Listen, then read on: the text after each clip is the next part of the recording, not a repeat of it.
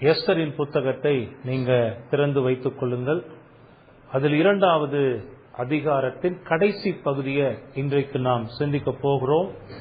Esther புத்தகத்தில் இது 6வது பிரசங்கமாக இருக்கிறது. இந்த எஸ்தர் புத்தகத்தை பற்றி ஒரு முரண்பாடும் வரலாற்றில் காணப்படுகிறது. சற்று சுருக்கமாக அதை விளக்கிவிட்டு இன்றைக்கான வேத பகுதிக்குள்ளாக நாம் போகலாம். என்ன முரண்பாடு என்று ஒருவேளை நீங்க கேட்டீங்கன்னா, எஸ்தர் புத்தகம் கடவுளுடைய வார்த்தை தானா என்கிறதுல தான் அந்த முரண்பாடு தங்கி இருக்கிறது. இந்த புத்தகத்தை சிலர் கடவுளிடமிருந்து வந்த வார்த்தையாக ஏற்றுக்கொள்ள மறுக்கின்றனர்.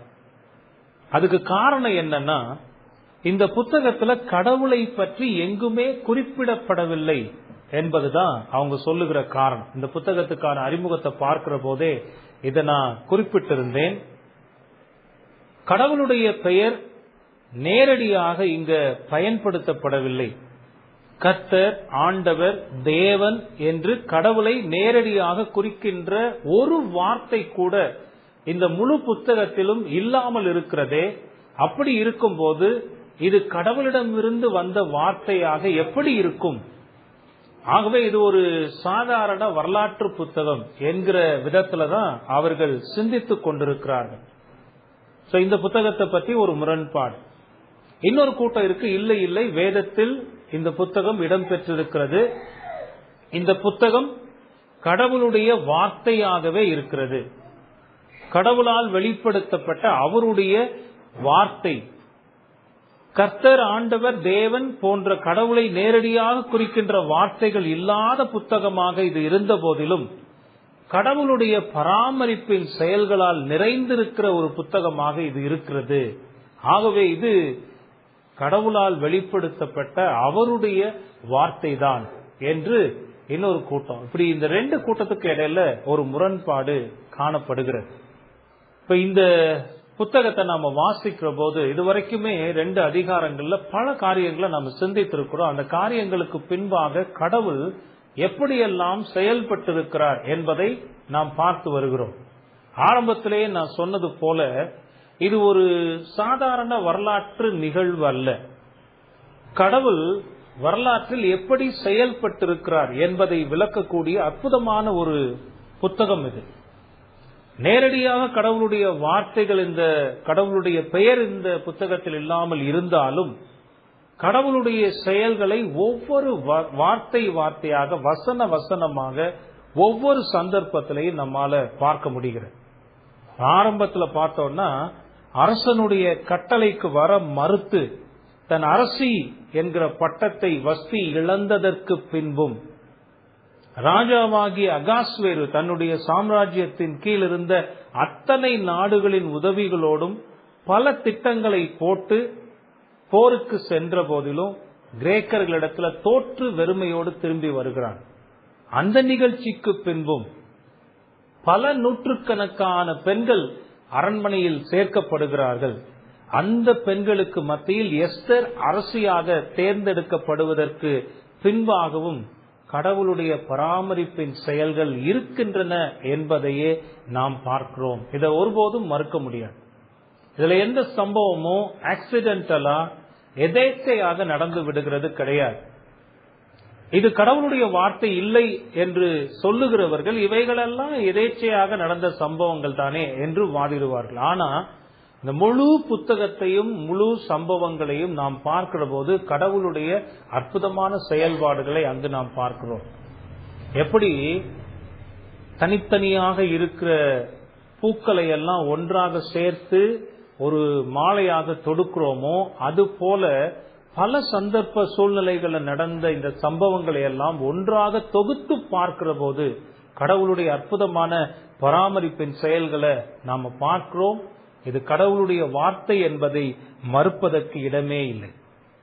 நம்முடைய சீர்திருத்த விசுவாசம் என்னன்னா, பரிசுத்த வேதாகமம் முழுவதும், பழைய ஏற்பாட்டில் இருக்கிற 39 புத்தகமும் புதிய ஏற்பாட்டில் இருக்க 27 புத்தகமும் ஆக மொத்தம் எத்தனை புத்தகம்? 66 புத்தகங்களும் கடவுளுடைய வார்த்தை. உலகத்துல ஒரு கருத்து இருக்குங்க, வேதத்துல கடவுளுடைய வார்த்தையும் இருக்கிறது. இது ஒரு கவனிக்க வேண்டிய வாக்கியம். வேதத்தில் கடவுளுடைய வார்த்தையும் இருக்கிறது அப்படின்னு என்ன அர்த்தம்? மனிதர்களுடைய சிந்தனைகளும் இருக்கு, கடவுள் சொன்னவைகளையும் மனிதர்கள் எழுதி வைத்திருக்கிறார்கள். இது ஒரு எண்ணப்பாடு. ஆனா நாம என்ன விசுவாசிக்கிறோம் தெரியுமா? வேதம் முழுவதுமே கர்த்தருடைய வார்த்தை. பரிசுத்த மனிதர்கள் இந்த வேதத்தை எழுதின போதிலும் கடவுள் அவர்களுடைய இருதயத்தில் கிரியை செய்து பரிசுத்த ஆவியானவரின் அகத்தூண்டுதல் மூலமாக, இன்ஸ்பிரேஷன் சொல்லுவோம், அகத்தூண்டுதல் மூலமாக வேதம் எழுதப்பட்டது. இந்த வேதத்தை எழுதின ஏறக்குறைய 40க்கும் அதிகமான மனிதர்கள் இதை எழுதியிருக்கிறதாக நம்ம பார்க்கிறோம். அப்படிப்பட்ட மனிதர்களுடைய சொந்த எண்ணங்கள் வேதத்தில் காணப்படுவதில்லை. பரிசுத்த ஆவியானவர் அவர்களை கொண்டு எதை எழுத திட்டமிட்டிருந்தாரோ அதையே அவர்களுடைய இருதயத்தில் ஏது எழுதியிருக்கிறார். அப்படி எழுதப்பட்ட புத்தகங்கள்ல ஒண்ணுதான் இந்த எஸ்தர் புத்தகமும் கூட. ஆகவே இத பத்தி உங்களுடைய இருதயத்துல எந்த சந்தேகமும் இருக்க வேண்டாம். இந்த எஸ்தர் புத்தகம் கடவுளுடைய வெளிப்படுத்தப்பட்ட வார்த்தையாகவே நாம் விசுவாசிக்கிறோம். அதுக்கு எதிரான முரண்பாடுள்ள கருத்துக்களை கொண்டிருக்கிறவர்கள் முரண்பட்டவர்களாகவே இருக்கட்டும், அவர்களை விட்டு விடுங்கள். ஆனா உங்களுடைய இருதயத்தில் இந்த புத்தகம் முழுமையாக பரிசுத்த ஆவியானவரால் ஏவப்பட்டு எழுதப்பட்ட கடவுளுடைய வார்த்தையாக இருக்கிறது என்பதை உறுதியாக நம்புங்கள். அப்பதான் இந்த புத்தகத்தின் மூலமாக ஆண்டவருடைய நன்மையை நாம் அனுபவிக்க முடியும். சரி, இதுதான் அந்த முரண்பாடு, உலகத்துல காணப்படுகிற அந்த முரண்பாடு. நாம என்ன உறுதியாக நம்புகிறோம்ங்கிறத சுருக்கமாக உங்களுக்கு சொல்லிவிட்டேன். இனி இந்த புத்தகத்தினுடைய 2வது அதிகாரத்தை நம்ம பார்க்கலாம். போன முறை 2வது அதிகாரம் 12 to 20 வரை உள்ள வசனங்கள்ல அரியணையில் எஸ்தர் என்கிற தலைப்பின் கீழாக அரண்மனைக்குள் சென்ற எஸ்தர் எப்படி அரசியாக மாறினாள் என்பதை பற்றி நாம் சிந்தித்தோம். இது 2 தான் இங்க பார்த்திருக்கிறோம். முதல் 11 வசனங்கள்ல அரண்மனைக்குள் எஸ்தர் என்று சிந்தித்தோம். என்ன சந்தர்ப்ப சூழ்நிலைகள்ல எஸ்தர் அரண்மனைக்குள் சென்றாள் என்பதை பற்றி பார்த்தோம். 12 to 20 வசனங்கள்ல அப்படி அரண்மனைக்குள் சென்ற அந்த எஸ்தர் அரியணையில் அரசியாக அமர்த்தப்பட்டதை குறித்து நாம் சிந்தித்து பார்த்தோம். இன்னைக்கு அடுத்த பகுதி, அதாவது இந்த 2வது அதிகாரத்தின் கடைசி பகுதியை நாம சிந்திக்கலாம். எஸ்தர் 2வது அதிகாரம் 21 to 23 வரை உள்ள வசனங்களை நான் வாசிக்கிறேன். உங்க வேத புத்தகத்துல கவனியுங்கள். எஸ்தர் 2வது அதிகாரம் 21வது வசனத்திலிருந்து 23வது வசனம் வரைக்கும். அந்நாட்களில் மொர்தெகாய் ராஜாவின் அரண்மனை வாசலில் உட்கார்ந்திருக்கிற போது வாசல் காக்கிற ராஜாவின் 2 பிரதானிகளாகிய பிக்தானும் தேரேசும் வர்மம் வைத்து ராஜாவாகிய அகாஸ்வேருவின் மேல் கை போட வகை தேடினார்கள். இந்த காரியம் மொர்தெகாய்க்கு தெரிய வந்ததினால் அவன் அதை ராஜாத்தி ஆகிய எஸ்தருக்கு அறிவித்தான். எஸ்தர் மொர்தெகாயின் பெயரால் அதை ராஜாவுக்கு சொன்னாள். அந்த காரியம் விசாரிக்கப்படுகிற போது அது மெய்யென்று காணப்பட்டது. ஆகையால் அவர்கள் இருவரும் மரத்திலே தூக்கி போடப்பட்டார்கள். இது ராஜ சமூகத்தில் நாளாகம புத்தகத்திலே எழுதப்பட்டிருக்கிறது. இந்த வசனங்களை தான் இன்னைக்கு நம்ம சிந்திக்க போகிறோம். இதற்கு நான் கொடுத்திருக்கிற தலைப்பு விரோதமும் விசுவாசமும். விரோதமும் விசுவாசமும். நாம இப்ப வாசிக்க கேட்ட இந்த 3 வசனங்கள்ல இந்த 2 குணங்களை கொண்ட மனிதர்களை நம்மால பார்க்க முடிகிறது. கோபத்தினால விரோதத்தையும் விரோதத்தினால பகையையும் கொண்ட மனிதர்களையும் இந்த வசனங்கள்ல பார்க்கிறோம். அதே சமயத்துல தன்னுடைய தலைவனுக்கு விசுவாசம் உள்ளவனாக நடந்து கொண்ட ஒரு மனிதனையும் இங்க பார்க்கிறோம். இந்த மனிதர்களை பற்றியும் அவர்களுடைய செயல்களை பற்றியும் நாம சிந்திக்கிற போது நம்முடைய வாழ்க்கைக்கு தேவையான பாடங்களையும் நம்ம கற்றுக்கொள்ள போகிறோம்.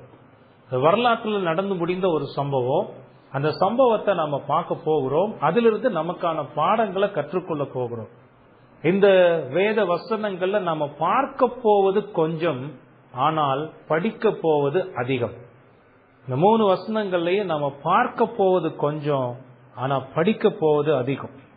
இந்த வசனங்களை ஒரு 4 குறிப்புகளின் கீழாக நான் உங்களுக்கு விளக்கலாம் என்று இருக்கிறேன். 4 குறிப்புகள். முதலாவது குறிப்பு விரோதத்தின் மனிதர்கள். இரண்டாவது குறிப்பு விரோதத்திற்கான காரணங்கள். மூணாவது குறிப்பு விசுவாசத்தின் மனிதனும் அவனுடைய செயல்களும். நாலாவது குறிப்பு விரோதத்தின் தண்டனையும் விசுவாசத்தின் கௌரவமும். ஆகிய இந்த 4 குறிப்புகள்ல தான் இந்த 3 வேத வசனங்களை நாம சிந்திக்க போகிறோம். ஒவ்வொன்றாக நாம் பார்ப்போம். ஆண்டவர் நமக்கு உதவி செய்யட்டும். இறுதியில நமக்கு தேவையான வாழ்க்கை பாடங்களோடு இந்த செய்தியை முடிக்கலாம். முதலாவது தலைப்பு விரோதத்தின் மனிதர்கள்.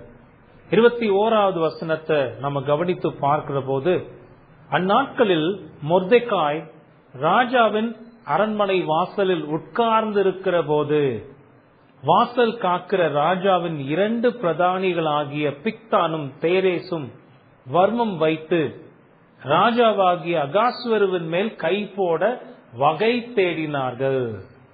இந்த வசனத்தை வாசிக்கிற போதே யார் அந்த விரோதத்தின் மனிதர்கள் என்பதை நாம் தெளிவாக புரிந்து கொள்ள முடிகிறது. அவர்களுடைய பெயர்கள் தெளிவாக அங்கு குறிப்பிடப்பட்டிருக்கிறது. 2 பேர்.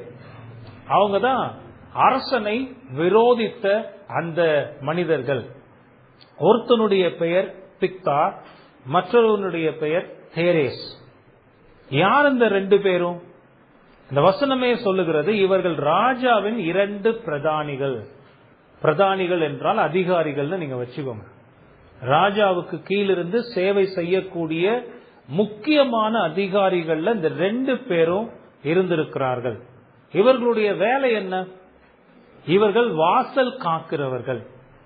அதாவது ராஜாவின் படுக்கை அறையின் வாசலை காக்கிறவர்கள் என்று வரலாற்று ஆசிரியர்கள் குறிப்பிடுகிறார்கள். இது ரொம்ப சேஃபஸ்ட் பிளேஸ் ஒரு பேலஸ்ல என்னன்னு பாத்தீங்கன்னா, எதுக்கு கொடுப்பாங்கன்னா, ஒரு ராஜாவினுடைய படுக்கை அறை. ஏன்னா மற்ற இடங்கள்ல எல்லாம் ராஜா விழிப்போடு இருப்பார். எந்த இடத்துல ராஜா அயர்ந்து இருப்பார் என்றால் அவருடைய படுக்கை அறை தான். மற்ற இடங்களுக்கெல்லாம் ரொம்ப பாதுகாப்பு பலப்படுத்தப்பட்டிருக்கும். ராஜா இருக்கிற எல்லா இடங்கள்லயுமே பாதுகாப்பு ரொம்ப பலப்படுத்தப்பட்டிருக்கும். அவ்வளோ எளிதான ராஜாவை சந்திக்க யாரும் போயிட முடியாது.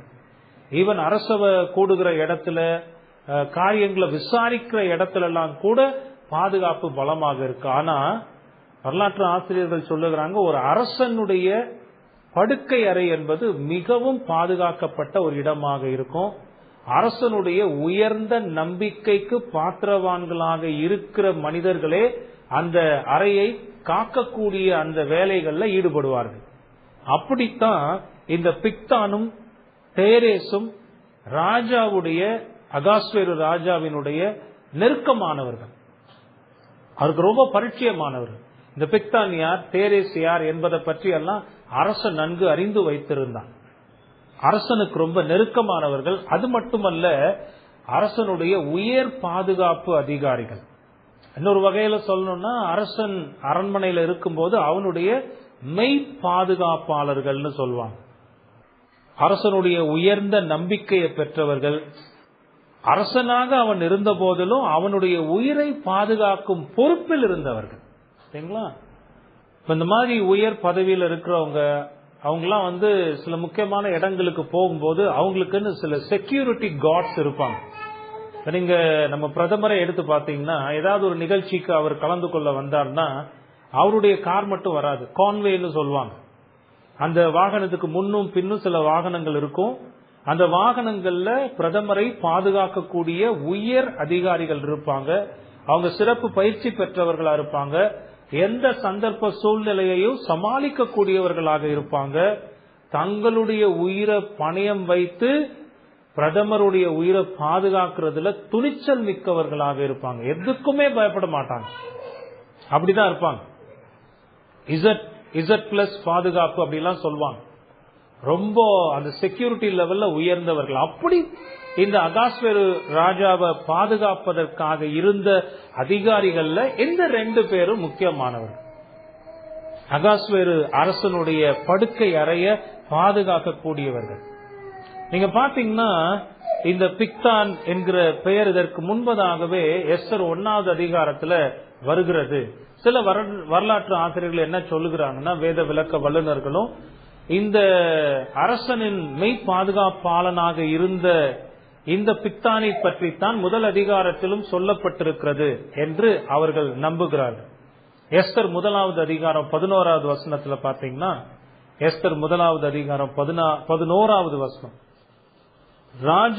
ராஜாவாகிய அகாஸ்வேருவின் சமூகத்தில் சேவிக்கிற மெமுகான், பிஸ்தா, அர்போனா, பிக்தா, பாத்தீங்களா அங்க வருது பாத்தீங்களா அந்த பிக்தா என்கிற வார்த்தை.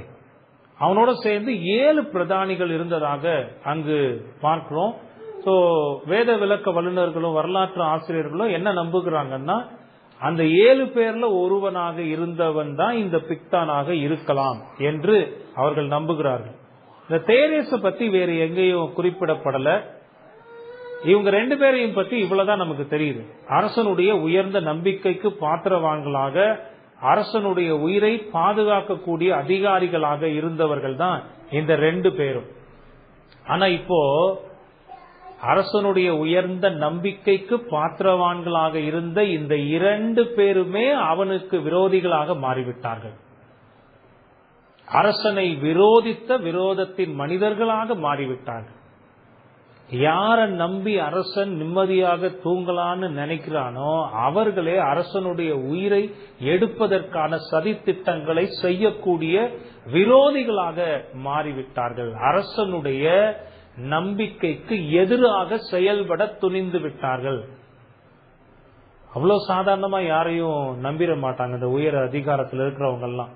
ராஜா ஒரு பதவியில ஒருத்தரை நியமிக்கிறாங்கன்னா அவங்கள பத்தி இன் அண்ட் அவுட்னு சொல்லுவாங்க. தீர விசாரித்து ஆராய்ந்து அதெல்லாம் தெரிந்து கொண்ட பிறகுதான் அவங்கள நியமிப்பாங்க. அப்படிப்பட்ட ஒரு நிலையில் இருந்தவர்கள் தான் இந்த 2 பேரும். ஆனா அவன் என்ன பண்றான் பாருங்க, அரசனை விரோதித்து அரசனை கொலை செய்வதற்காக அவர்கள் திட்டமிடுகிறத எங்கு நாம பார்க்கிறோம். அவ்வளவுதான் இந்த 2 பேரை பத்தி நாம பார்க்கிறது. இவர்கள் தான் அந்த விரோதத்தின் மனிதர்கள். இரண்டாவது, இவர்கள் விரோதித்ததற்கான காரணம் என்ன? என்ன காரணத்தினால அரசனை விரோதிக்கிறார்கள்? இவர்கள் இருவரும் அரசனை கொலை செய்கிற அளவுக்கு தங்கள் இருதயத்தில் விரோதத்தை வளர்த்து கொண்டதற்கான உண்மையான மற்றும் உறுதியான காரணம் நமக்கு தெரியாது. ஏன் தெரியாது அப்படின்னா, வேதம் அதை பற்றி சொல்லவில்லை. இருந்தாலும் இதை பற்றி கொஞ்சம் வாசித்து அறிகிற போது வரலாற்று ஆசிரியர்களும் சில வேத விளக்க வல்லுநர்களும் இவைகளெல்லாம் காரணங்களாக இருந்திருக்கலாம் என்று ஒரு ஊகத்தோடு சில காரணங்களை முன்வைக்கிறார்கள். இதெல்லாம் ஊகத்துடனான காரணங்களே தவிர இதுதான் உறுதியான காரணங்கள்னு கிடையாது.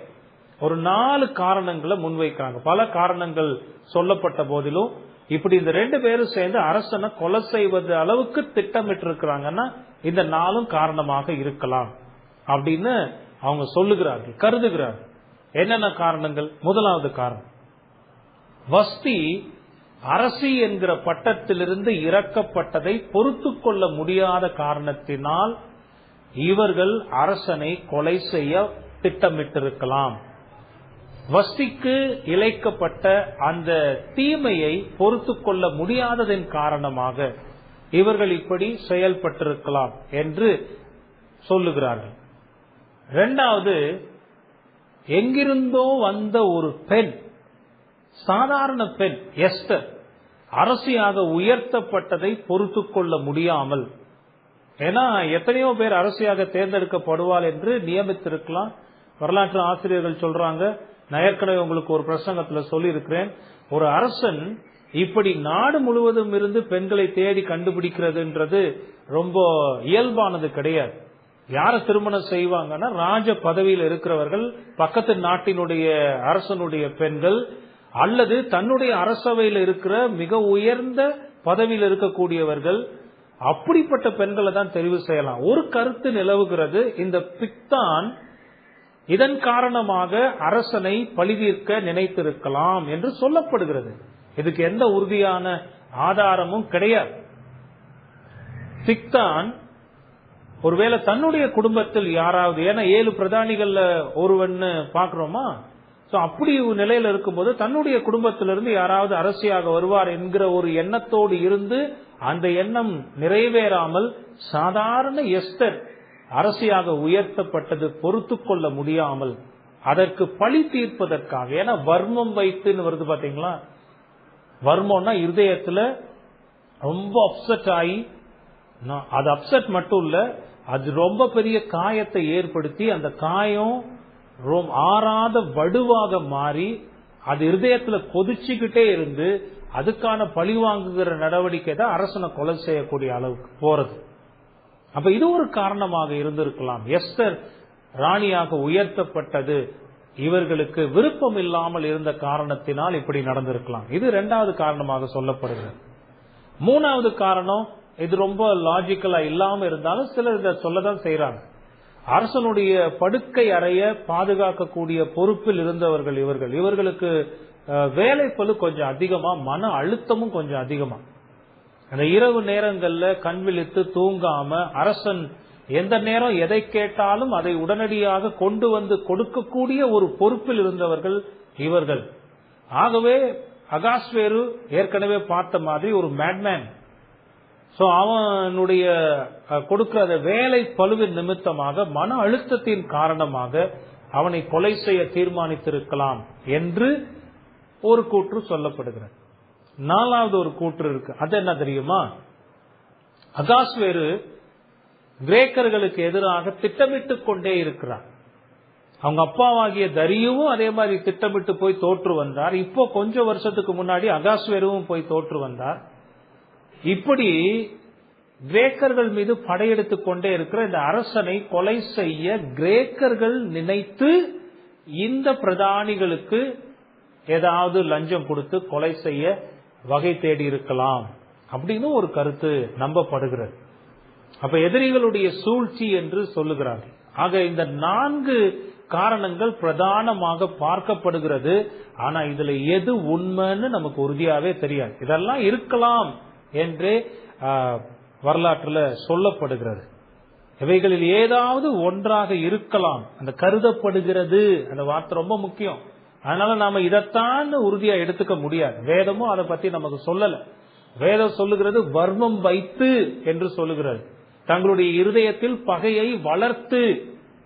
ஆனா அந்த பகைக்கான காரணம் என்னங்கிறது நமக்கு தெளிவா தெரியாது. ஆனா ஒண்ணு மட்டும் உறுதியா தெரியும், அவர்கள் அரசனை எந்த அளவுக்கு பகைத்திருந்தார்கள் என்றால் அவர்களுடைய விரோதத்தின் காரணமாக அரசனை கொலை செய்கிற அளவுக்கு வகை தேடினார்கள்.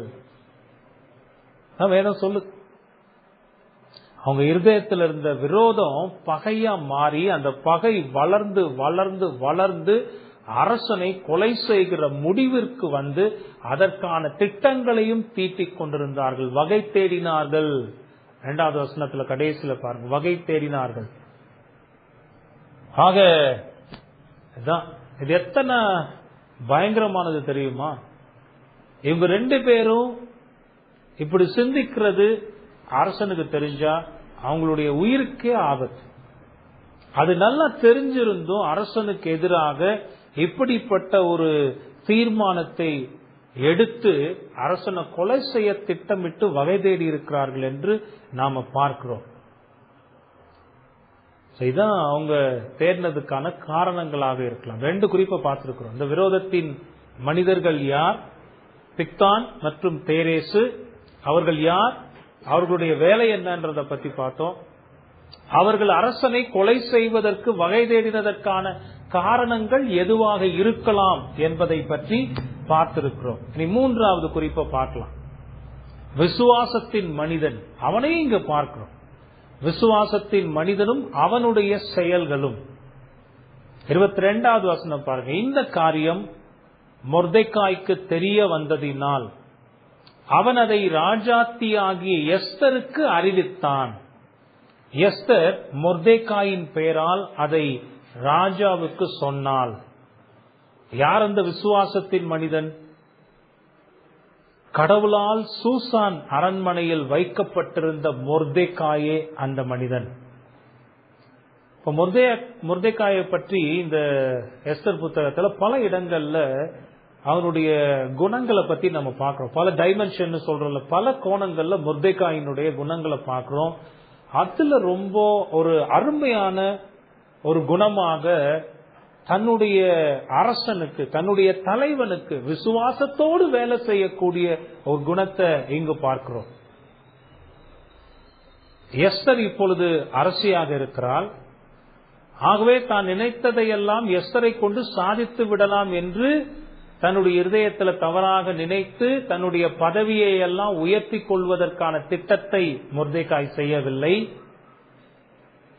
அரசி என்னுடைய உறவினர், ஆகவே நீங்கள் எல்லோரும் எனக்கு கீழ்ப்படிந்து இருக்க வேண்டும் என்று தன்னை உயர்த்தி வைக்கவில்லை மொர்தெகாய்.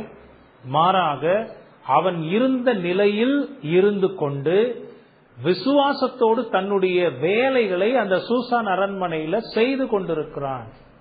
இங்க பாக்கிறோம். மொர்தெகாய்க்கு அங்க என்னங்க வேலை? 21வது வசனத்துல பாத்தீங்கன்னா அவனுடைய வேலை என்னங்கிறத பாக்கிறோம். அந்நாட்களில் மொர்தெகாய் ராஜாவின் அரண்மனை வாசலில் உட்கார்ந்து இருக்கும் போது, அது என்ன அரண்மனை வாசலில் உட்கார்ந்து இருக்கும் போது அப்படின்னா அது என்ன வேலையாக இருக்கும் என்று நம்ம பார்த்தோம்னா, கேட் கீப்பர்னு சொல்றோம் பாத்தீங்களா. ஒரு வாசல்ல உட்கார்ந்து கொண்டு, அதாவது அரண்மனை நுழைவாயிலை கண்காணிப்பது மொர்தெகாயினுடைய முதன்மையான பணியாக இருந்திருக்கிறது. கேட் கீப்பர் மாதிரி அங்க அந்த அதிகாரம் மொர்தெகாய்க்கு கொடுக்கப்பட்டிருக்கிறது. மொர்தெகாயினுடைய வேலை என்னன்னா, அந்த கேட்டுக்கு பக்கத்துல அரண்மனையினுடைய பிரதான வாசல், அந்த வாசலுக்கு பக்கத்துல உட்கார்ந்து கொண்டு அரண்மனையினுடைய நிகழ்ச்சிகளை எல்லாம், செயல்பாடுகளை எல்லாம் கண்காணிக்கக்கூடிய மிக முக்கியமான பொறுப்பில் மொர்தெகாய் இருந்ததை நாம பார்க்கிறோம். இது ஒரு காவலராகவோ, ஒரு காவல் செய்கிறவராகவோ, அல்லது ஒரு கோர்ட் அபிஷியல்ஸ் கூட சிலர் சொல்றாங்க, ஒரு நீதிமன்றத்தினுடைய அதிகாரியாகவோ இருந்து கொண்டு உள்ளேயும் வெளியேயும் வரும் தகவல்களை அணுகக்கூடிய ஒரு சிறப்பு மிக்க பதவியை வகித்திருக்கிறார் மொர்தெகாய். எந்த செய்தி உள்ள போகணும்னாலும், எந்த செய்தி வெளியே வரணும்னாலும் அதை நிர்வகிக்க கூடிய ஒரு முக்கியமான பொறுப்பில் இருந்திருக்கிறார். அதனாலதான் சுருக்கமா சொன்னேன், அரண்மனை செயல்பாடுகளை கண்காணிக்கக்கூடிய மிக முக்கியமான பொறுப்பில் இவர் இருந்திருக்கிறார். அப்படி அவர் அரண்மனை செயல்பாடுகளை கண்காணித்துக் கொண்டிருந்த போதுதான் இந்த 2 பேரும் அரசனை கொலை செய்ய திட்டமிட்டிருப்பது மொர்தெகாய்க்கு தெரிய வருகிறது. இது தெரிய வந்த உடனே மொர்தெகாய் இந்த விஷயத்தை தனக்குள்ளாக வைத்துக் கொண்டு பிக்தானையும் தேரேசையும் சந்தித்து நேரடியாக அவர்களோடு பேசி அதை தடை செய்ய முயற்சிக்கவில்லை. அதே சமயத்தில் பிக்தானுக்கும் தேரேசுக்கும் துணையாக நின்று அரசனை கொலை செய்கிறதுல உடந்தையாக இருக்கவும் இல்லை. இது ரெண்டையுமே அங்க மொர்தெகாய் செய்யல. தான் வைக்கப்பட்டிருந்த இடத்தில் எத்தனை உண்மையுள்ள வேலைக்காரனாக இந்த மொர்தெகாய் நடந்திருக்கிறான் என்பதை இந்த சம்பவத்தின் மூலமாக நாம் பார்க்கிறோம். நேரடியா அவங்கள போய் சொல்லி எச்சரிக்கவும் இல்லை. ஒருவேளை நேரடியா சொல்லி எச்சரித்திருந்தா என்ன ஆயிருக்குன்னு மொர்தெகாய்க்கு தெரியும். ஏன்னா நிச்சயமா இந்த 2 பேரும் மொர்தெகாயினுடைய அதிகாரத்துக்கும் மேற்பட்டவர்களாக இருந்திருக்கலாம். மொர்தெகாயினுடைய உயிருக்கே அது ஆபத்தா வந்திருக்கலாம். அல்லது இவர்களோடு கூட்டு சேர்ந்து கொண்டு அரசனை கொலை செய்கிற அந்த செயலிலும் ஈடுபடவில்லை. இது 2மே மொர்தெகாய் அங்கு ஏற்றுக்கொண்ட வேலைக்கு எதிரானது. அதுக்கு பேர் விசுவாச துரோகம்னு பேர், நம்பிக்கை துரோகம்னு சொல்றோம்ல அந்த செயல். ஆனா மொர்தெகாய் இது 2யுமே செய்யவே இல்லை. இதை கேள்விப்பட்ட உடனே அவன் அதை எப்படி எடுத்துக்கொண்டு செயல்பட்டான்ங்கிறத நீங்க பாருங்க. அந்த விஷயத்தை நேரடியாக அரசனுக்கும் கொண்டு செல்லவில்லை. அவன் ஒரு தூதுவன் மூலமாக இப்போ ராஜஸ்திரீயாக இருக்கிற ராஜாத்தி ஆகிய வஸ்திக்கு என்று வசனம் சொல்லுகிறது. எஸ்தருக்கு தெரிவிக்கிறான். ராஜாத்தி ஆகிய எஸ்தருக்கு அதை தெரிவிக்கிறான். எஸ்தர் மொர்தெகாயின் பெயரால் அதை ராஜாவுக்கு சொன்னாள் என்று பார்க்கிறோம்.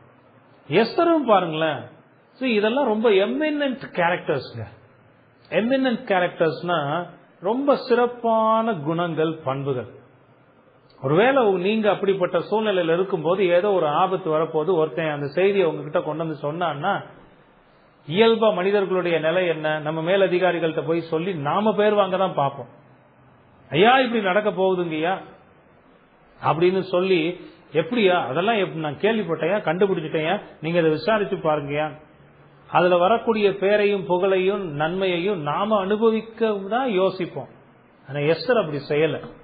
எஸ்தர் ராஜாவுக்கு அந்த செய்தியை அறிவிக்கிற போது மொர்தெகாயின் பெயரால் ராஜாவுக்கு சொன்னாள் என்று பார்க்கிறோம். கொஞ்சம் யோசிச்சு பாருங்க.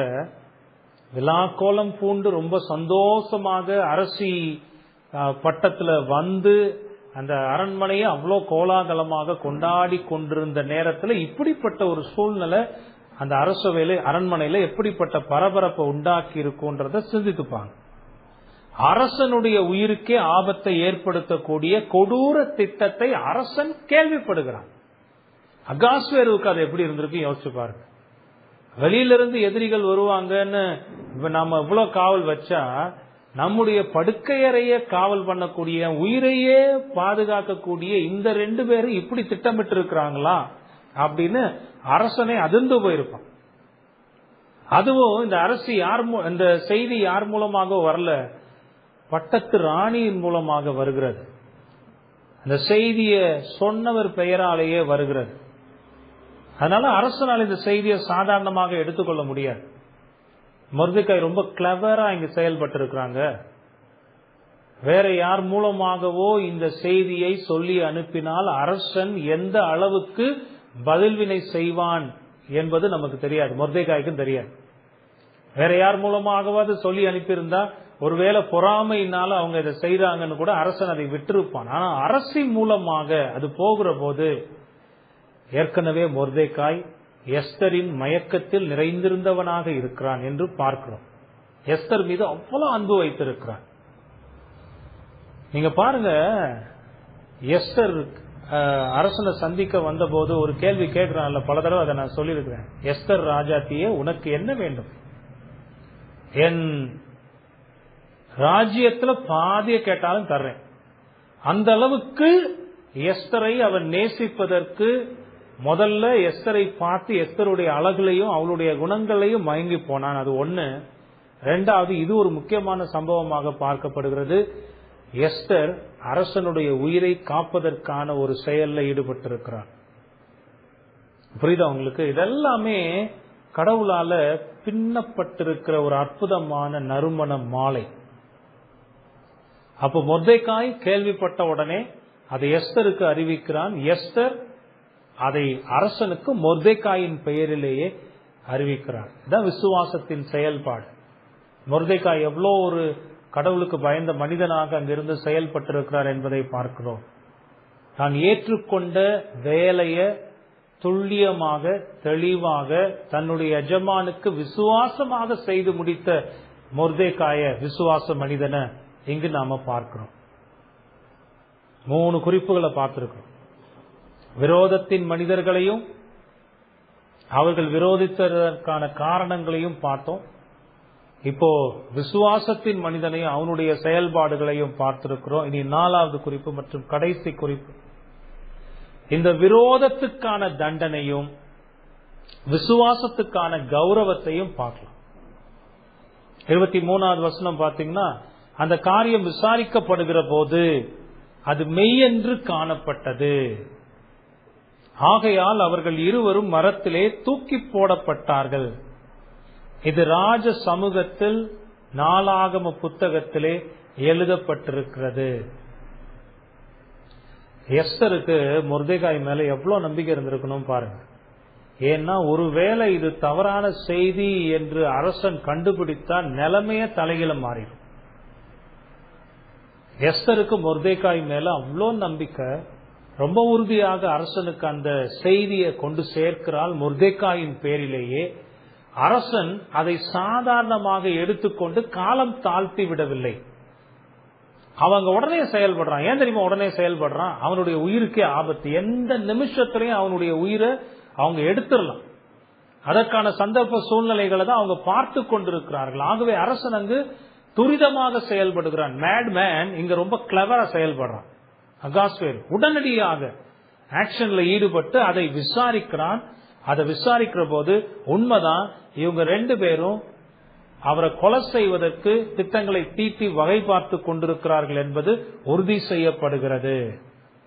இதன் காரணமாக அவர்கள் குற்றவாளிகள் என்று தீர்க்கப்பட்டு உடனடியாக தூக்கிலிட்டு கொலை செய்யப்படுகிறார்கள். அவர்கள் கடவுள் அரசனை விரோதித்ததற்கான தண்டனையை அனுபவித்தார்கள்.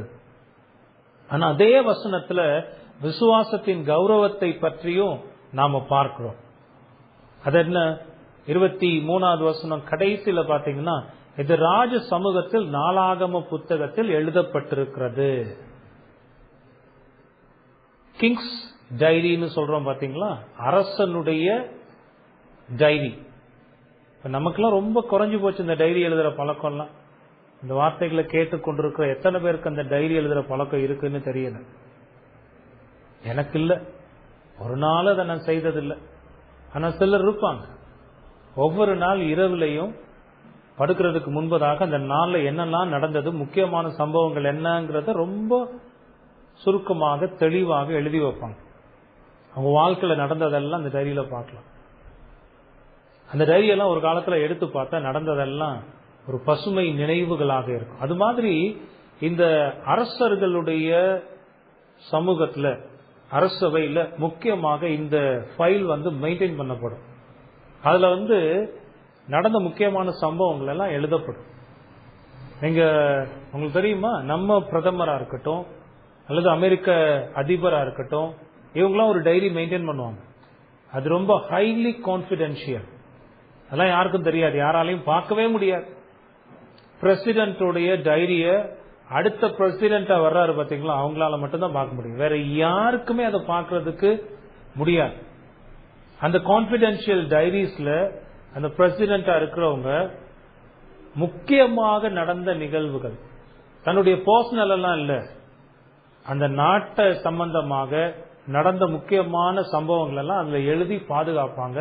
பின்னாட்கள்ல வரக்கூடியவர்கள் அதன் அடிப்படையில் செயல்படுவதற்காக. அப்படி அகாஸ்வேரு அரசனாக இருந்தபோது அவனால் மெயின்டைன் பண்ணப்பட்ட அந்த கிங்ஸ் டைரி, அரசு நாளாகம புத்தகம்னு பாக்குறோம்ல, நீங்க நாளாகம புத்தகம் ஒன்னு நாளாகம 2 நாளாகமத்துல போய் தேடிடாதீங்க. அந்த நாளாகமுமே கிங்ஸ் டைரி தான். அரசர்களுடைய செய்திகளை பற்றிய புத்தகம், நாட்டில் நடந்த நிகழ்ச்சிகளை பற்றிய முக்கிய செய்திகள் எல்லாம் அதுல இடம்பெற்றிருக்கும். அங்க இந்த விதமாக மொர்தெக்காய் இந்த திட்டத்தை கண்டுபிடித்து எஸ்தருக்கு சொன்னதும், எஸ்தர் அதை அரசனுக்கு சொல்லி அது கண்டுபிடிக்கப்பட்டு அவர்களுக்கு தண்டனை கொடுக்கப்பட்ட இந்த சம்பவம் எழுதப்பட்டது. இதுதான் அந்த விசுவாசத்துக்கான கௌரவம். நீங்க ஒருவேளை கேட்கலாம், என்னங்க கௌரவம் கிடைச்சிச்சு, அரசன் உடனே மொர்தெக்காயை கூப்பிட்டு கனம் பண்ணானா? அப்படி ஒண்ணுமே செய்யவே இல்லையே, இது அப்படியே போயிருச்சு, அடுத்தடுத்த நிகழ்ச்சிகள் நடந்துகிட்டு இருக்கேன்னு ஒருவேளை நீங்க கேட்கலாம். ஆனா விசுவாசத்திற்கான கௌரவம் உடனடியாக கிடைக்காவிட்டாலும் அதற்கான விதை இங்கு விதைக்கப்பட்டிருக்கிறது. நிச்சயம் அதுக்கான நேரம் வருகிற போது அது கிடைக்கும். அந்த நாளையும் அந்த நேரத்தையும் அதற்கான காரணத்தையும் திட்டமிட்டிருக்கிறவர் ஆண்டவர். மறுபடியும் எப்ப இந்த கிங்ஸ் டைரி ஓபன் பண்ணப்படணும், எப்ப இந்த சம்பவத்தை அகாஸ்வேரு கேட்கணும், கேட்டதுனால அவன் என்ன செய்யணுங்கிறதெல்லாம் ஆண்டவர் அழகா பிளான் பண்ணி வச்சிருக்கிறார். பின்னாடி அது நடக்கும். ரொம்ப ஆச்சரியம் கடவுளுடைய செயல். சோ மொர்தெக்காயினுடைய விசுவாசம், அவனுடைய விசுவாச செயல் அரசனுக்கு உண்மையா இருந்தது, அங்கு பதிவு செய்யப்பட்டிருக்கிறதுன்னு நம்ம பார்க்கிறோம். என்ன ஒரு ஆச்சரியமான வேத பகுதின்னு நீங்க சிந்தித்து பாருங்க. உண்மைதான், இந்த இடத்துல ஆண்டவர் கர்த்தர் என்கிற பெயர் இல்லாமல் இருந்த போதிலும் கடவுளுடைய பராமரிப்பின் செயல்களை அற்புதமாக இங்கு நம்மால் பார்க்க முடிகிறது. ஆண்டவர் இந்த இடத்துல இப்படிப்பட்ட வார்த்தைகளை எழுதி இந்த சம்பவத்தை இந்த இடத்துல குறிப்பிட்டிருக்கிறார். மொர்தெகாயினுடைய பெயர் அரசனுடைய புத்தகத்தில் எழுதப்பட்டிருக்கிறது. இதெல்லாம் ஆண்டவர் எழுதி வைத்திருக்கிறார்னா அதுக்கு ஒரு முக்கியமான காரணம் இருக்கும். அது பின்னாடி வரக்கூடிய அதிகாரங்கள் நமக்கு விளக்குகிறது. எதையுமே ஆண்டவர் அவருடைய நேரத்தில் செய்கிறவராக இருக்கிறார். இதுதான் இந்த வேத பகுதி. இந்த 3 வசனங்களும் இதை தான் நமக்கு சொல்லுகிறார். அகாஸ்வேருவை விரோதித்த மனிதர்கள் யார், அவர்கள் விரோதித்ததற்கான காரணங்கள் என்னவாக இருக்கலாம், ஆனா அதே அரசவையில அரசனாகிய அகாஸ்வேருக்கு விசுவாசமாக இருந்த மொர்தெகாய் அவனுடைய செயல்பாடுகளும், விரோதம் தண்டிக்கப்படுகிறது, விசுவாசம் கௌரவிக்கப்படுகிறது, அரசனுடைய டைரியில எழுதி வைக்கப்படுகிறது. அதுதான் இந்த சம்பவத்துல பார்க்கணும். இதோட பார்த்து முடிக்கிறதுக்கு இல்லையே, நான் ஆரம்பத்துல சொன்ன மாதிரி இதுல இருந்து என்ன பாடங்களை கற்றுக்கொள்ளுகிறோம், இதுதான் ரொம்ப முக்கியம். முதல் பாடம், ஒவ்வொரு பிரசங்கத்திலே நான் சொல்லுகிறது போல கர்த்தரே ஆளுகிறார். கடவுளுடைய சர்வ ஏகாதிபத்தியத்தை, அவருடைய சர்வ ஏகாதிபத்திய ஆளுகையை எங்க நாம பார்க்கிறோம். எது நடக்க வேண்டும், எப்பொழுது நடக்க வேண்டும் என்பதையெல்லாம் தீர்மானித்து இருப்பவர் கர்த்தர். நல்ல கவனிங்க, எது நடக்கணும், எப்போ அது நடக்கணும், அது எல்லாத்தையும் தீர்மானித்து வைத்திருக்கிறவர் ஆண்டவர். அவர் குறித்திருக்கிற நேரத்துல தான் எதுவும் நடக்கும். அவர் குறித்திருக்கிற நேரத்துக்கு கொஞ்சம் முன்னையோ அல்லது அவர் குறித்த நேரத்தை தாண்டி பின்னையோ எந்த ஒரு சம்பவம் நடக்காது. God's appointed time. Everything happens at God's appointed time. எல்லாமே கடவுளால் தீர்மானிக்கப்பட்ட நேரத்தில் நிச்சயமாக நடந்தேறும். அகாஸ்வேரு புறஜாதிகளின் அரசனாக இருந்த போதிலும் அவனுடைய வாழ்க்கை எப்பொழுது யாரால் முடிய வேண்டும் என்பதையும் அவரே தீர்மானித்து வைத்திருக்கிறார். இப்போ அகாஸ்வேரு சாகக்கூடாது. ஆனா உங்களுக்கு தெரியுமா, இதே மாதிரி அகாஸ்வேருவினுடைய பிரதானிகளாலேயே அவனுடைய படுக்கை அறையில் வைத்தே அகாஸ்வேரு கொலை செய்யப்பட்டான். பின்னாட்கள் ஆண்டவர் திட்டமிட்ட காரியங்கள் எல்லாம் நடந்து முடிந்த பிறகு இதே மாதிரி அவனுடைய ஊழியக்காரர்களாலேயே அகாஸ்வேரு கொலை செய்யப்பட்டான். ஆனா இப்போ பிக்தானும் தேரேசும் திட்டமிட்டு அகாஸ்வேருவை கொலை செய்ய முடியாது. காரணம், இப்ப அதற்கு கடவுள் அனுமதிக்கவில்லை. இப்பொழுது மொர்தெகாய் மூலமாக இவனுடைய உயிர் காக்கப்பட வேண்டும் என்பது அவருடைய சித்தம். அவர் பிளான் பண்ணி வச்சிருக்கிறார். அதுவும் மொர்தெகாயின் மூலமாக அகாஸ்வேருவினுடைய உயிர் காக்கப்படணும். அதையும் தன்னுடைய திட்டத்தின் நோக்கத்தை நிறைவேற்றுவதற்காக பயன்படுத்திக் கொள்ள போகிறார்.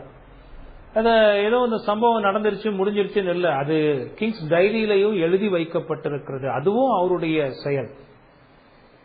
பாருங்க, இதுவரைக்கும் பார்த்ததுல அரியணையில் எஸ்தரை கொண்டு வைத்தவரும் கடவுள் தான். இந்த இருவருடைய கொலை திட்டத்தை மொர்தெகாய் மூலமாக எஸ்தர் அரசனிடம் அறிவிக்க செய்தவரும் கடவுள் தான். இப்பொழுது அகாஸ்வேருவின் உயிரை காப்பாற்றியவரும் கடவுள் தான். மொர்தெகாயின் இந்த விசுவாசத்தை அரசனின் நாளாகம புத்தகத்தில் எழுதப்படும்படி செய்தவரும் கடவுள் தான்.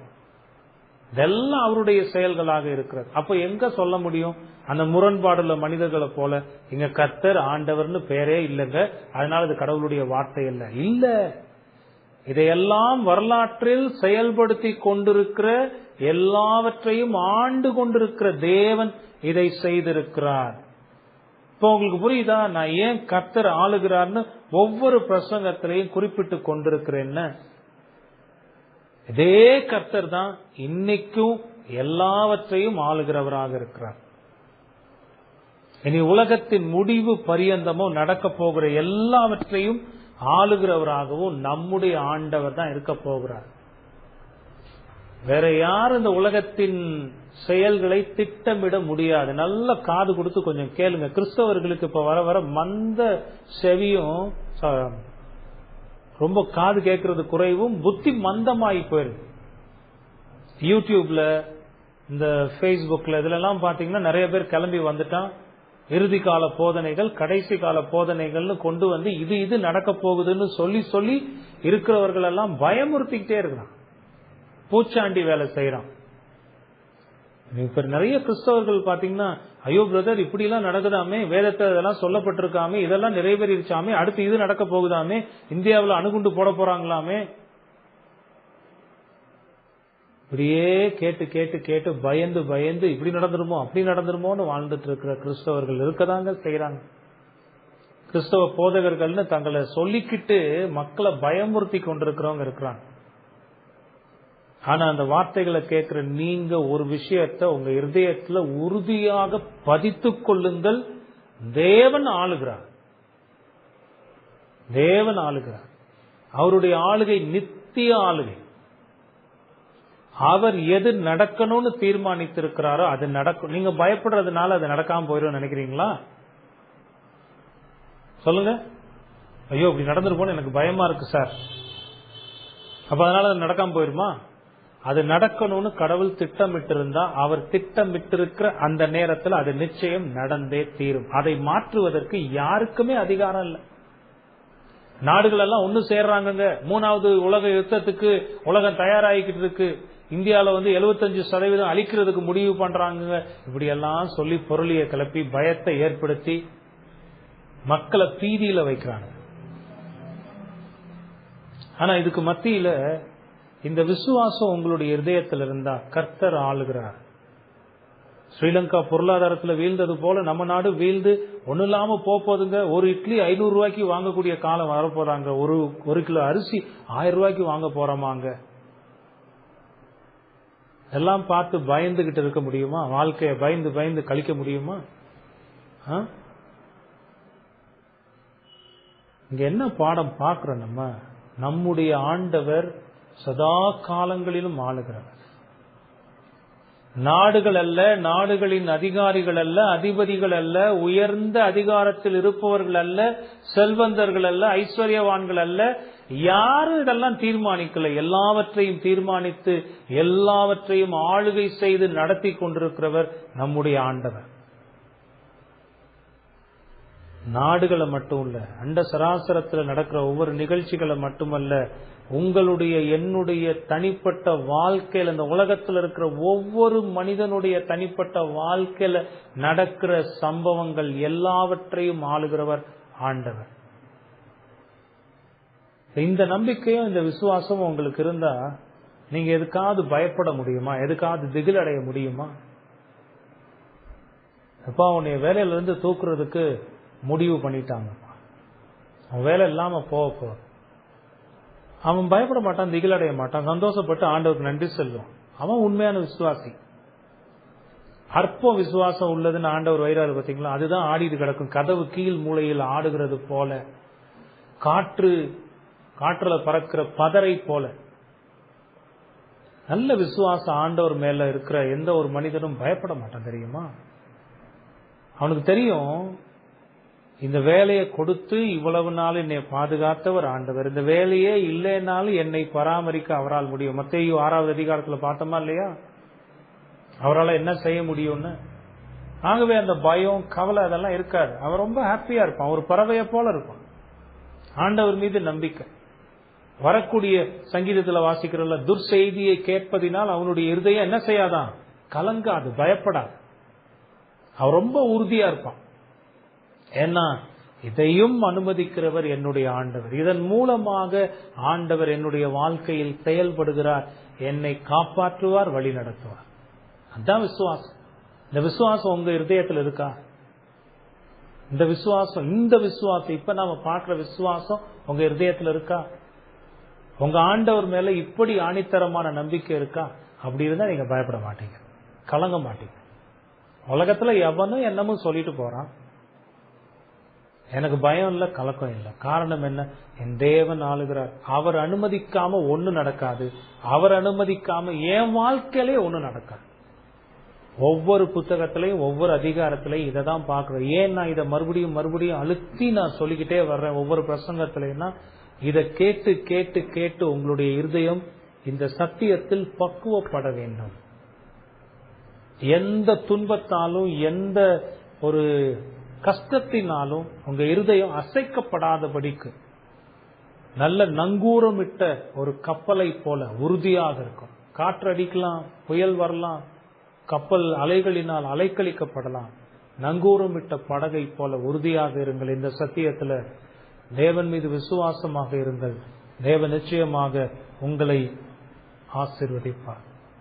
கர்த்தரே ஆளுகிறவர் என்பதை ஒருபோதும் மறந்து விடாதீர்கள். இரண்டாவது பயன்பாடு, இது ரொம்ப முக்கியமானது. எல்லாமே மனிதர்கள் நினைத்தபடி நடந்து விடுவது இல்லை. யோசிச்சு பாருங்க, நீங்க நினைக்கிறதெல்லாம் உங்க வாழ்க்கையில நடந்துருதா?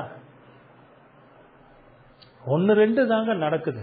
நிறைய விஷயம் நான் நினைக்கிறதுக்கு ஆப்போசிட்டா தாங்க நடக்குது. இப்படி நடந்தா நல்லா இருக்கும், எனக்கு சரியா இருக்கும்னு நான் யோசிப்பேன். ஆனா அதுக்கு ஆப்போசிட்டாவே நடக்குது. நீதிமொழிகள் 19வது அதிகாரம் 21வது வசனம். நீதிமொழிகள் 19:21. மனுஷனுடைய இருதயத்தின் எண்ணங்கள் அநேகம்.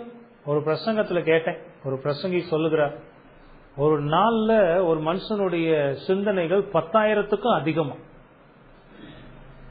அவ்வளோ எண்ணங்கள் ஒரு மனிதனுடைய இருதயத்துல எழும்புகிறது, அநேகம். ஆனாலும் கர்த்தருடைய யோசனையே நிலை நிற்கும். மனிதர்கள் இந்த உலகத்துல எதை திட்டமிட்டாலும் தேவன் எதை தீர்மானித்திருக்கிறாரோ அதை தான் அவர் செய்கிறார், அதுதான் நடக்க போகிறது. அவர் தன்னுடைய சித்தத்தை செயல்படுத்த மனிதர்களுடைய திட்டங்களையும் பயன்படுத்திக் கொள்ளுகிறார். நாம நினைக்கிறதெல்லாம் நடந்துறாரு. நீதிமொழிகள் 16:1 சொல்லுகிறது, மனதின் யோசனைகள் மனுஷனுடையது, நாவின் பிரதியுத்தரம் கர்த்தரால் வரும். வாயை திறந்து பேசணும்னா கூட அதுவும் கர்த்தரால தான் வருகிறது. அத்தனையோ புறம் நாம கேட்டிருக்கலாம்ல, என்னென்னவோ பேசணும்னு யோசிச்சுட்டு போனேங்க, ஆனா ஒண்ணுமே பேச முடியல. நான் என்ன நினைச்சிட்டு போனேன்னா அதுக்கு எதிராக ரொம்ப சைலண்டா கொஞ்சத்தை பேசிட்டு நான் வந்துட்டேன்னு மனிதர்கள் சொல்லுகிறத கேட்டிருப்போம். ஒருவேளை நீங்களே கூட இப்படி சொல்லி இருக்கலாம். ஏன் இப்படி நடக்கிறதுன்னு என்னைக்காவது நீங்க யோசிச்சு பார்த்திருக்கிறீங்களா? இதை பேசணும், அதை பேசணும், அப்படி செய்யணும், இப்படி செய்யணும்னு ஒரு வீர வசனத்தெல்லாம் டயலாக் எல்லாம் என் இருதயத்துல டயலாக் ரைட்டிங் எல்லாம் எழுதிட்டு போனேன்னு, அங்க போய் நின்ற உடனே சரிங்க செஞ்சுட்டு வர்றீங்கன்ட்டு வந்துடுறேனே. இதுக்கு என்ன காரணம்? என்ன காரணம்? மனதின் யோசனைகள் மனிதனுடையவை. நிறைய யோசிப்பேன், ஆனா வார்த்தைகளை அடக்குகிறவர் கர்த்தர். அந்த வார்த்தையின் மீதும் வல்லமை கொண்டிருக்கிறவர். ஏசாயா 8வது அதிகாரம் 10வது வசனத்துல கர்த்தருடைய மக்களுக்கு எதிராக செய்யப்படுகிற அந்த தீமையின் திட்டங்கள் எல்லாம் நடக்காது என்று அங்க ஏசாயா தீர்க்க தரிசனமாக சொல்லி இருக்கிறார். ஆலோசனை செய்யுங்கள், ஏசாயா 8:10. ஆலோசனை செய்யுங்கள், அது அபத்தமாகும். வார்த்தையை வசனியுங்கள், அது நிற்காது. தேவன் எங்களோட இருக்கிறார். பாருங்க, நமக்கு எதிராக எவ்வளவோ வார்த்தைகளை பேசின எத்தனையோ மனிதர்கள் இருக்கிறாங்க. எல்லாம் வாழ்க்கையில நடக்கவே நடக்காதுப்பான்னு சொல்லி இருப்பாங்க, ஆனா அது அப்படியே நடந்திருக்கும். அது பார்க்கிறவர்களுடைய கண்களுக்கு ஆச்சரியமா இருக்கும். கண்ணு ரெண்டையும் திறந்து வாய அகலமா விரிச்சு எப்படிதான் இது நடந்ததுன்னு அவன் பார்த்து பிரமித்து போகக்கூடிய விதத்துல இருக்கும்.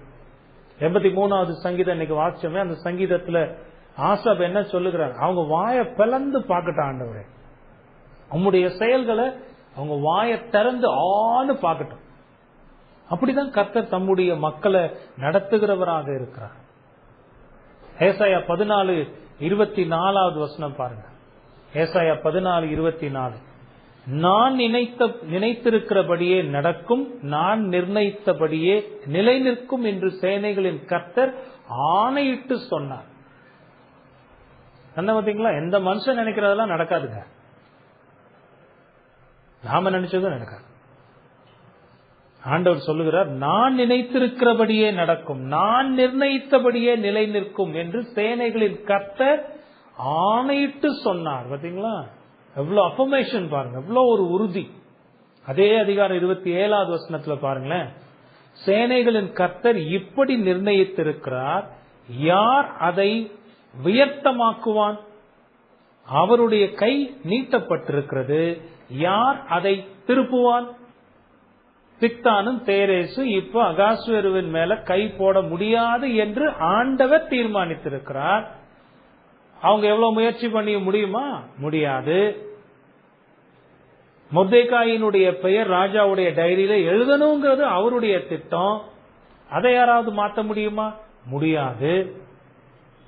அவர் என்ன தீர்மானித்திருக்கிறாரோ அதை செய்கிறவராக அவர் இருக்கிறார். அதை வியர்த்தமாக்கன்னா அதை இல்லாமல் ஆக்க ஒருவனாலும் கூடாது, அதை வேறு விதத்தில் நடக்கும்படி திருப்புவதற்கும் ஒருவனாலும் கூடாது. ஏன் தெரியுமா? ஏசாயா 46வது அதிகாரம் 10வது வசனம் பாருங்க. ஏசாயா 46:10 அந்தத்தில் உள்ளவைகளை ஆதி முதற்கொண்டும், முடிவுல என்ன நடக்குங்கிறத ஆரம்பத்திலிருந்தும், இன்னும் செய்யப்படாதவைகளை பூர்வகாலம் முதற்கொண்டும் அறிவிக்கிறேன். என் ஆலோசனை நிலை நிற்கும், எனக்கு சித்தமானவைகளை எல்லாம் செய்வேன் என்று சொல்லி ஆண்டவர் அப்படிதான் அவர் கட்டளையிடுகிறார். இப்படி எத்தனையோ வசனங்களை நான் உங்களுக்கு காண்பித்துக் கொண்டே இருக்கலாம். இவைகளெல்லாம் நமக்கு எதை உணர்த்துகின்றன? மனிதர்கள் நினைக்கிற காரியங்களோ அல்லது அவர்கள் திட்டமிடுகின்ற செயல்களோ அவர்கள் நினைத்தபடி நடந்து விடுகிறதில்லை. கர்த்தர் எதை நினைத்திருக்கிறாரோ, எதை திட்டமிட்டிருக்கிறாரோ அதுவே நடக்கும். அது நமக்கு எவ்வளவு ஆறுதலான செய்தி. மனிதர்கள் எனக்கு எதிராக இதை பேசுகிறார்கள், எனக்கு எதிராக இப்படி திட்டம் பண்ணுகிறார்கள் என்று நீங்கள் புலம்பிக் கொண்டிருக்க வேண்டிய அவசியமில்லை. ஆண்டவர் சொல்லியிருக்கிறார் அவருடைய மக்களை பார்த்து, உனக்கு எதிராக உருவாக்கப்படும் எந்த ஆயுதமும் வாய்க்காதே போகும். ஐயோங்க, என் பக்கத்து வீட்டுக்காரர் இதெல்லாம் சொல்லிக்கிட்டே என்னை ரொம்ப கஷ்டப்படுத்துறாரு, வேலையில அதிகாரி இதை சொல்றாருங்க, இப்படி நடக்குதுங்க, அப்படி நடக்குதுங்க, இப்படி செஞ்சிருவாங்களோ அப்படி செஞ்சிருவாங்களோன்னா கிறிஸ்தவர்களாக நாம் பயப்பட வேண்டிய அவசியம் இல்லை. மனிதர்கள் நினைத்ததெல்லாம் நடந்து விடாது. தேவன் என்ன நினைத்திருக்கிறாரோ அதுதான் நடக்கும். ஆகவே எதற்கும் பயப்படாதிருங்கள், கர்த்தர் நம்மோடு இருக்கிறார். நான் உன்னை விட்டு விலகுவதும் இல்லை, உன்னை கைவிடுவதும் இல்லைன்னு ஆண்டவர் வாக்கு பண்ணியிருக்கிறார். ஆண்டவர் நம்மோடு இருக்கிறார், அவர் நம்மை பாதுகாக்கிறார். ஆகவே மனிதர்களுக்கு பயப்படாதே. அது நம்ம படிக்கிற 2வது பயன்பாடு. பிக்தானும் தேரேசும் நினைக்கிறதெல்லாம் நடந்துறார், எந்த மனுஷனும் நினைக்கிறதெல்லாம் நடந்துறார். கர்த்தர் என்ன நினைத்திருக்கிறாரோ அதுவே நடக்கும். 3வது, இது ரொம்ப ரொம்ப முக்கியமான ஒரு பயன்பாடுங்க. இது நம்முடைய வாழ்க்கைக்கு ரொம்ப தேவை. விரோதமும் பகையும் கொலையிலேயே முடியும். விரோதமும் பகையும் கொலையிலேயே முடியும். ஒன்று யாரை கொலை செய்ய தீர்மானிக்கிறார்களோ அவனுடைய கொலையில் முடியும், அல்லது திட்டமிட்டவர்களின் கொலையில் முடியும்.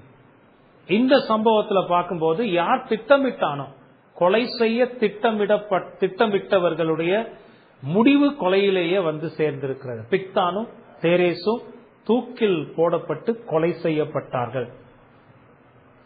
இப்படி மனிதர்கள் பகையையும் விரோதத்தையும் தங்களுடைய இருதயத்தில் வளர்த்துக் கொள்வதற்கு என்ன காரணம்? ஒருவர் மீது மற்றொருவர் கொள்ளுகிற பகை இருதயத்தில் அது விரோதமாக வளர்ந்து நாள்பட அது அவர்களை கொலை செய்கிற விதத்திற்கு போய்விடுகிறது. நீதிமொழிகள் 10வது அதிகாரம் 12வது வசனத்துல பாத்தீங்கன்னா பகை விரோதங்களை எழுப்பும் என்று பார்க்கிறோம். ஒரு மனிதனை பற்றி நாம் தவறாக நினைக்கிற போது, சிந்திக்கிற போது அவனை பற்றிய பகை இருதயத்தில் எழும்புகிறது, அவனை விரோதிக்க ஆரம்பிக்கிறோம். அந்த விரோதம் நாள் செல்ல செல்ல செல்ல அவனை கொலை செய்கிறதில் கொண்டு விடுகிறது. ஒன்னு சரீர பிரகாரமான கொலையாக இருக்கலாம், அல்லது அவனை பற்றிய புறங்கூறுதலின் கொலையாக போய் முடியலாம். உதாரணமா பார்த்தோம்னா காயினுடைய வாழ்க்கையை பாருங்க. ஆபேல் மீது அவன் கொண்ட பகையும் விரோதமும் காயின் ஆபேலை கொலை செய்கிற அளவுக்கு கொண்டு விட்டது. சரீர பிரகாரமாக உடல்ல இருந்து உயிரை பிரிச்சுட்டான், கொலை செஞ்சு. ஆனா மலை பிரசங்கத்துல நாம பார்த்திருக்கிறோம், இருதயத்துல நாம மற்றவர்களை பற்றி தவறாக நினைப்பது அவர்களை கொலை செய்வதற்கு சமம். போன பிரசங்கத்துல நான் சொன்ன மாதிரி முகத்துல சிரிப்பு, ஆனா இருதயத்துல வஞ்சகம், பகை. நீங்க கொலை செய்றீங்க, கொலை செய்றீங்க, அது கொலைக்கு சமம். இருதயத்துல அந்த மனிதன் மீது தீரா பகை, தீரா வஞ்சகம், வர்மம், வன்மத்தோட என்ன தாக்குனாங்கன்னு சொல்லுவோம்ல, அது மாதிரி கிறிஸ்தவர்களிடத்துல இந்த சிந்தனையே இருக்கக்கூடாதுங்க, பகையே இருக்கக்கூடாது. மனதில் எழும்புகிற பகை விரோதமாக மாறி இறுதியில் கொலையில் போய் முடிகிறது. கடவுளுடைய மனிதனாக இல்லாம இருக்கிறான் பாத்தீங்களா இந்த உலகத்து மனிதன், அவனுடைய இருதயத்துலதான் இப்படிப்பட்ட சிந்தனைகள்லாம் இருக்கும். ஆனா புதிய ஏற்பாட்டுல நிருபங்களை நீங்க வாட்சி பார்த்தீங்கன்னா கொலை, கொள்ளை, புறம் பேசுதல், விபச்சாரம், வேசித்தனம், களவு, இவைகள் எல்லாம் உங்களிடத்தில் காணப்படக்கூடாதுன்னு வேதம் சொல்லுது. அப்ப என் இருதயத்துல மற்றவர்களை பற்றி பகையும் வஞ்சனையும் வைத்துக் கொண்டிருந்தால் நான் எவ்வளோ மோசமானவனாக இருக்கிறேங்கிறதான் அது காட்டுது. ஆவிக்குரிய விதத்துல ரொம்ப ரொம்ப கீழான நிலையில இருக்கிறேன்றத காட்டுது. ஏன்னா வேதம் என்ன சொல்லுது தெரியுமா? நீதிமொழிகள் 6வது அதிகாரம், நீதிமொழிகள் 6வது அதிகாரம் 14வது வசனம், நீதிமொழிகள் 6:14, அவன் இருதயத்திலே திரியாவரம் உண்டு. திரியாவரம்னா என்ன தெரியுமா? ட்ரிக்கரி, ஒரு ட்ரிக்கரின்னு ட்ரிக் பண்ணி, ஒரு தந்திரமாக. இன்னொரு அர்த்தம் இருக்கு, டிசைட்ஃபுல்னஸ், வஞ்சனையோடு, வஞ்சனையோடு சூழ்ச்சி செய்து பொல்லாதவைகளை நினைத்து மற்றவர்களை அழிக்க தேடுகிற எண்ணங்கள், இதுதான் திரியாவரம். உலகத்து மனுஷனுடைய இருதயத்துலதான் இப்படிப்பட்ட சிந்தனைகள்லாம் இருக்கும். அவன் என்ன செய்யறானா? அந்த 14வது வசனம் சொல்லுது, இடைவிடாமல் பொல்லாப்பை பிணைத்து வழக்குகளை உண்டு பண்ணுகிறான். அவனுடைய எண்ணமே இதுதான், கொஞ்சம் கூட ஓய்வே இல்லாம பொல்லாப்பையே நினைத்து கொண்டிருக்கிறான். உலகத்து மனுஷனுடைய நிலை. இருதயத்துல பகைய கொண்டிருக்கிறவர்கள் இப்படித்தான் இருக்கிறார்கள் என்று வேதம் காட்டுகிறது. அகாஸ்வேருவை கொலை செய்ய திட்டமிட்ட இந்த இருவருடைய இருதயமும் இப்படித்தான் இருந்திருக்கிறது. ஆனா இறுதியில அது எப்படி திரும்பிருச்சு? தான் வைத்த தீல தானே கருகி செத்த மாதிரி ஆயிடுச்சு. தான் தோண்டின குழியில் தானே விழுந்து மறிந்து போனார். யாருக்கும் குழி தோண்டக்கூடாதுங்க, யாருக்கும் ஆபத்து நினைக்க கூடாது, யாரும் விழுந்து போகணுங்கிற எண்ணத்தோடு அவர்களுக்கு எதிராக செயல்படக்கூடாது. இதெல்லாம் கொலையில முடியும். இதுக்கெல்லாம் காரணம் என்னன்னா இருதயம் மோசமா இருக்குன்னு அர்த்தம். இருதயத்துல அவங்க மேல விரோதமும் பகை இருக்குன்னு அர்த்தம். அதனாலதான் வேதம் சொல்லுது, கிறிஸ்தவர்களாக நாம் யாரையும் விரோதிக்க கூடாது. வெளிப்புறமாக மட்டுமல்ல, இருதயத்திலையும் அது இருக்கணும். இருதயத்துல கிறிஸ்தவம் பகைக்கு எதிரான அன்பை வளர்க்கணும்னு வேதம் சொல்லுது. நீதிமொழிகள் 10வது அதிகாரம் 12 வாச்சமே, பகை விரோதங்களை எழுப்பும், அன்போ சகல பாவங்களையும் மூடும். உங்க இருதயத்துல அன்பு பெருக பெருக பெருக நீங்க மற்றவர்களை பற்றி தவறாக நினைப்பதற்கோ அவர்களை கொலை செய்கிற சிந்தனைகள், பகையும் விரோதமும் கொலையும், இதெல்லாம் உங்களிடத்துல காணப்படவே முடியாது. ஏன்னா ஆண்டவர் என்ன சொல்லியிருக்கிறார் பாத்தீங்களா? உன்னிடத்தில் நீ அன்பு கூறுவது போல் பிறனிடத்திலும் அன்பு கூறுவாயாக. ஆகவே யாரையும் பகைக்காதீங்க, இருதயத்துல வெறுக்காதீங்க. நீங்க நினைக்கிற மாதிரி அவர் இல்ல, நீங்க நினைக்கிற மாதிரி அவர் செயல்படல அப்படிங்கிறதுக்காக எந்த மனிதனையும் நீங்க பகைத்து விரோதித்து எதிர்த்து உங்களுடைய இருதயத்துல அந்த மனிதனுக்கு எதிராக வஞ்சனையை வளர்க்காதீங்க. இருதயத்துல நீங்க அவர்களை கொலை செய்கிறீர்கள் அர்த்தம். இது ரொம்ப ரொம்ப மோசமான செயல், கர்த்தர் அருவருக்கிற பாவம். இது உங்க இருதயத்துல இல்லாதபடி நீங்க கவனமாக பார்த்து கொள்ளுங்க. நீ 4வது, இது ரொம்ப முக்கியம். கர்த்தருடைய மக்களாகிய நாம் விசுவாசத்தோடு வேலை செய்யணும். மொர்தெக்காய் அகாஸ்வேருவுக்கு எப்படிப்பட்ட விசுவாசம் உள்ள வேலைக்காரனாக இருந்திருக்கிறான் என்பதை இந்த பகுதியில நாம பார்த்திருக்கிறோம். அவனுடைய எஜமான விசுவாசம் சொல்றோம் பாத்தீங்களா, அது எவ்வளவு அருமையாக செயல்பட்டிருக்கிறது. எடுத்த வேலையை பொறுப்போடு நேர்த்தியாக சரியாக அவன் செய்கிறான்.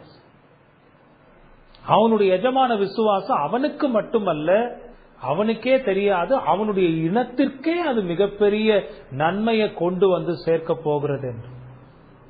நன்மை செய்கிறவனுக்கு நிச்சயம் நன்மையே பலனாக கிடைக்கும் என்பதற்கு இந்த சம்பவம் ஒரு அற்புதமான உதாரணம்.